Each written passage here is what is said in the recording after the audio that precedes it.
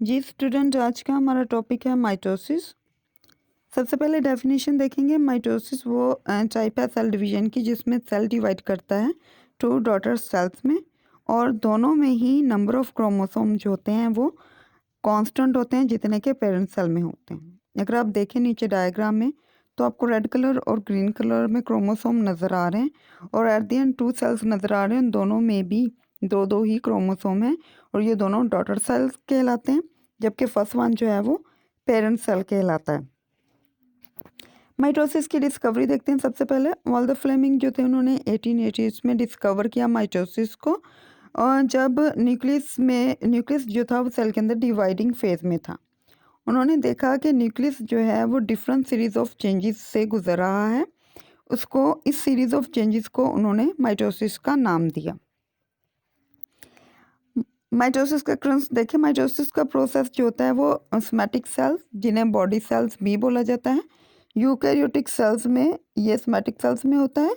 Eukaryotic cell वो cell होते हैं जिनमें न्यूक्लियस पाया जाता है, जबकि प्रोकैरियोटिक सेल में जो है क्योंकि न्यूक्लियस नहीं पाया जाता तो वो इसके जैसी एक और डिवीजन है माइटोसिस के जैसी, उसको बाइनरी फिशन कहते हैं, जिसमें इनका बॉडी बैक्टीरिया में बॉडी जो है वो 20 मिनट्स के बाद जो है वो 1 से 2 में डिवाइड हो जाता है।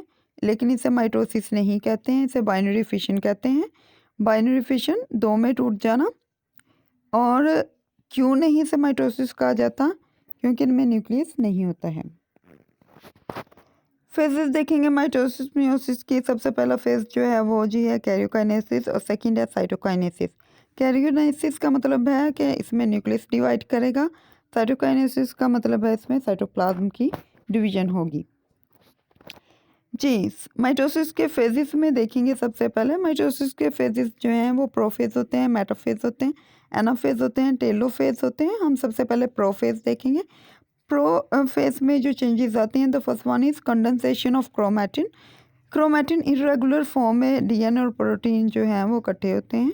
आहिस्ता आहिस्ता जैसे ही माइटोसिस का फेज स्टार्ट होता है, क्रोमैटिन जो कि जेनेटिक मटेरियल है वो कंडेंस होना शुरू हो जाता है in the form of chromosome, जो कि हाईली ऑर्डर्ड स्ट्रक्चर पाए जाते हैं हमारी बॉडी में या न्यूक्लियस के अंदर।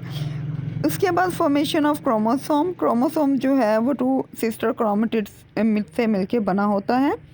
जैसे आप सामने देखें तो आपको 2 सिस्टर क्रोमेटिड नज़र आ रहे होंगे। उसके बाद क्या होता है, ये आपस में एक ही पॉइंट पर अटैच होते हैं सिस्टर क्रोमेटिड, जिसे सेंट्रोमियर बोलते हैं। सेंट्रोमियर में एक पॉइंट होता है जिसे काइनेटोकोर बोलते हैं, और ये कम्प्लेक्स होता है प्रोटीन से बना हुआ, जहाँ पे स्पिंडल फाइबर अटैच होंगे। उसके बाद सेंट्रियोल जो होते हैं डुप्लीकेशन शो करते हैं और डॉटर सेंट्रियोल बनाते हैं, जिन अब ये दोनों पेयर फॉर्म में पाए जाएंगे। इनको सेंट्रोसोम बोला जाता है। उसके बाद माइटोटिक स्पिंडल फाइबर की फॉर्मेशन आपको डायग्राम में भी नज़र आ रहा होगा कि सेंट्रोसोम से थ्रेड लाइक स्ट्रक्चर जो है वो निकल रहे होते हैं अपोजिट पोल से, और ये माइक्रोट्यूब्यूल से मिलके बने होते हैं जिसे ट्यूबुलिन प्रोटीन। और ये प्लांट्स में जो सेंट्रियोल पाए जाते हैं, सेंट्रोसोम पाए जाते हैं, तो ये उनसे बनते हैं, जबकि प्लांट सेल में जो है ये फ्री फॉर्म में ट्यूबुलिन जो है वो एक जगह इकट्ठी हो जाती हैं और ख़ुद ही स्पिंडल फाइबर जो है वो बनाना शुरू कर देती है, क्योंकि इनमें सेंट्रियोल नहीं होते हैं। इसके अलावा जो है स्पिंडल फाइबर जितनी भी माइक्रोट्यूब्यूल्स होती हैं उनसे निकलती हैं थ्रेड लाइक स्ट्रक्चर, उन्हें स्पिंडल फाइबर बोलते हैं। और जो कंप्लीट सेट होता है स्पिंडल फाइबर का उसे माइटोटिक स्पिंडल बोला जाता है। उसके बाद प्लांट सेल में देखें तो प्लांट सेल में स्पिंडल फाइबर जो हैं वो क्या ट्यूबुलिन प्रोटीन का इकट्ठे होने से खुद ब खुद बन जाते हैं। मैंने पहले भी बोला इनमें सेंट्रियोल्स नहीं होते हैं। उसके बाद न्यूक्लियोलस जो है और न्यूक्लियर इन्वॉल्व जो है वो ब्रेक डाउन शो करता है। न्यूक्लियोलस जो है वो डिसअपियर हो जाता है, न्यूक्लियर इन्वॉल्व जो है वो डिसअपियर हो जाता है, यानी ब्रेक डाउन शो करता है। और इस फेज़ में स्पिंडल फाइबर्स जो हैं वो क्लियरली अपीयर होना शुरू हो जाते हैं। उसके बाद देखिएगा मेटाफेज। मेटाफेज में सेकंड फेज है जी, इसमें काइनेटोकोर फाइबर फर्स्ट पॉइंट होगा।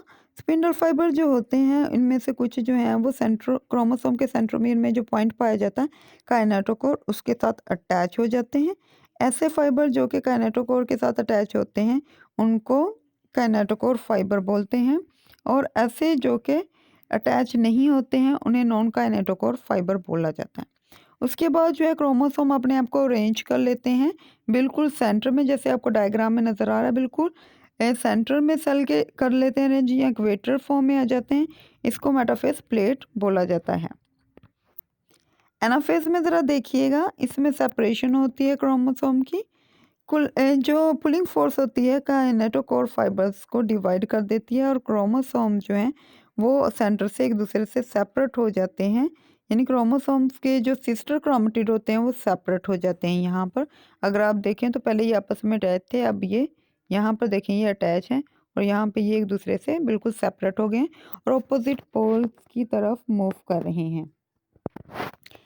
उसके बाद देखिएगा फेजेस ऑफ माइटोसिस में, जैसे ही ये एनाफेज का एंड चल रहा होता है, सेल जो है वो सेपरेट कॉपी जो है क्रोमोसोम की वो अटेन कर लेता है।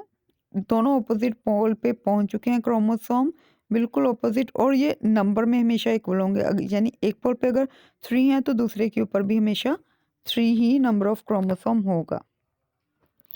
जी, लास्ट फेज देखिएगा टेलोफेज है, ये बिल्कुल रिवर्स होता है प्रोफेज के।